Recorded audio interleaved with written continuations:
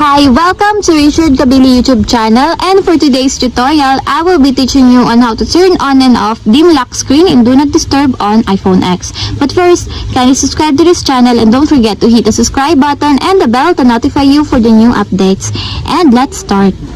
Using your iPhone X from your home screen, first go to Settings. Then in the settings, scroll down and click the Focus. Then in the focus, choose the Do Not Disturb. Then in the Do Not Disturb, go to Allow Notification section, then click the Options. Then in the Options, find the Dim Lock Screen, and as you will see, there's a switch button on the right side of it, and all you have to do is just turn it on to enable or turn on.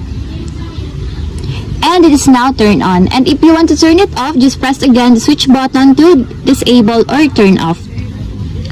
And that's it. We have successfully turned on and off dim lock screen and do not disturb on iPhone X. If you have a question, kindly comment down below and don't forget to hit the subscribe button and the bell to notify you for the new updates. And thank you for watching!